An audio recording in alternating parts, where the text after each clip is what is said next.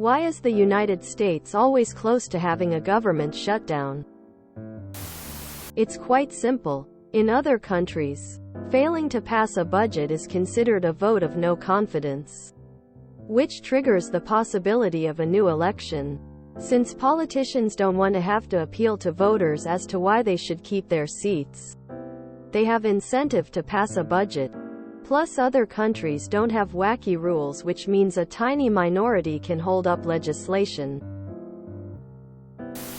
A government shutdown happens when either Congress has not approved new spending, or previously approved spending requires borrowing more money than Congress has allowed by the debt limit. It has come close to happening a lot in the past few years because Congress has usually not been passing regular budgets but only short-term deals to avoid a shutdown. Politically, that's because Congress is quite closely split between Democrats and Republicans, and the Republicans have a large minority that wants to significantly reduce federal spending. So it is hard for Democrats to pass the budget they want without making some concessions to Republicans. And the only way for the deficit hawk minority to get some of the cuts they want is to break with other Republicans and threaten a shutdown. Overall, it's not that unusual for minorities to get concessions by being obstructive.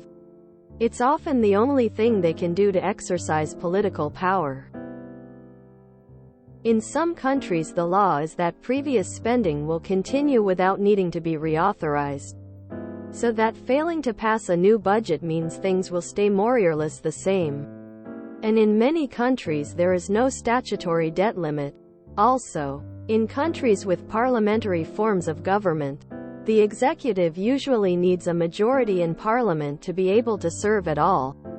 So you wouldn't have this situation where a Democratic president is asking for spending from a majority Republican House of Representatives. The U.S. Constitution intentionally has a stronger separation of powers between the executive and the legislative branches. In recent history, many of the funding bills passed by Congress have only provided for a few weeks or months at a time, because Congress gave themselves deadlines. In the past, it was used to finally get things done.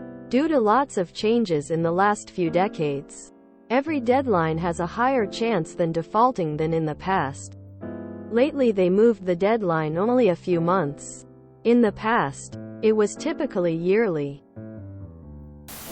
The United States is a very, very old presidential democracy. Most presidential democracies don't last past infancy before turning into a dictatorship. We are anomalous due to our age and the circumstances of our formation. An alliance of independent states that demanded a slew of protections in order to advance their own interests. We have a system full of veto points and consensus requirements that no sane nation would adopt in a modern constitution. In fact, we wrote the Japanese constitution and we didn't make their system look like ours at all. This has worked well and has worked poorly at different parts of U.S. history, but right now it's working very poorly. In particular, now that party voting cohesion is high and party ideological cohesion is in shambles, the entire system grinds to a halt when the House and Senate are controlled by different parties, or when the party leading the Senate doesn't have a supermajority, which it almost never does. We are more or less capable of handling a situation where Congress and the President are in opposition. But before we get there, we have a situation where Congress is eating itself alive. So we can't pass laws. And our forebears in their infinite wisdom set up the U.S. Treasury system to self-destruct if laws cannot be passed, either for a shutdown, in this case, or a total collapse of the U.S. financial system due to the debt ceiling, in previous cases. That's why we're always having some crisis or another. Because holding the budget hostage to pass partisan fringe issues isn't illegal. And it's pretty much the only way to pass partisan fringe issues when the government is constantly in a perpetual state of micromajority. Because the US isn't a country. It's three corporations stacked on top of each other wearing a trench coat. Simple. Republicans. Notice this never happens when Democrats are in control of the House. Republicans count on Americans not noticing it's them who are the ones who always do this. They want Americans to blame both sides. Unlike parliamentary states like the UK, Germany or Italy, the US Constitution deliberately permits institutions that have co-equal powers and co-equal democratic legitimacies to collide. By contrast, in the UK, for example, only the Commons is elected, and all power flows from there. The government has an inbuilt majority, and the Lords, unelected, defers to it, particularly in matters of finance. In Germany, it's the same. The Bundestag gives legitimacy to the government, and so has a built-in majority. And the Bundesrat of Länder governments is not a chamber of equal power. So the US system is designed to conflict. But it was invented on the assumption that politicians would be rational actors seeking a common denominator of mutual benefit for the nation. Instead, it's descended into a mess by people who treat politics like a team sport, only interested in their side winning, which means the other side must only ever lose. $33 trillion in public debt and having to borrow more to pay the $2 billion per day in interest is a big reason. It's called brinksmanship, and the GOP cares more for their Christofascist supporters than they do for our nation. Deficit spending. How do we get out of a shutdown? Print more money. Deficit spending. Because you can't fundraise off of solved problems as well as you can off of partisan chaos. Because the US government is set up so Congress has to approve any outlay twice first. There is legislation to approve money for X.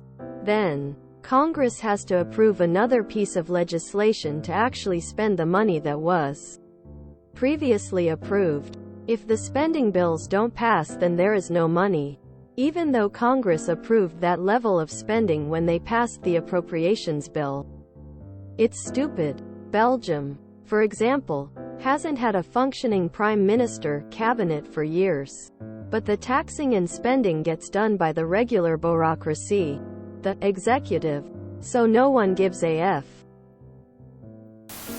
It's just political melodrama used as a negotiating tactic for getting things done. Greed, and probably idiocy, but mostly greed. It's worth noting that efforts in 2019, GOP-led, and 2023, bipartisan, to end shutdowns by automatically extending funding failed.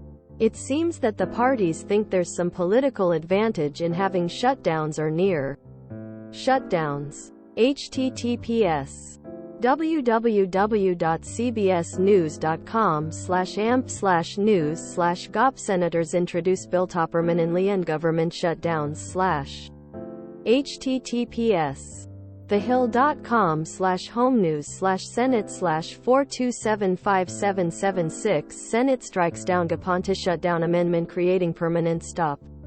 AP/AMP. No other country overspends the way the US does while borrowing from a private bank that charges interest and controls interest rates. Because our two political parties have become extremists and they act like running a government is a sport and only one party can win, and it's our way or the highway. So they will essentially hold the entire country hostage in an effort to get their way, even though it may not in fact be the will of, or benefit the everyday citizens of the country. Because Congress is a bunch of big toddlers who stamp their feet if they can't have their way, rather than trying to get along or find what's best for the people. They'd rather jeopardize everyone's livelihood. If you enjoyed this video, please check out our playlists full of similar content. Epicaricast is like doom scrolling for your ears. Please like, share, and subscribe.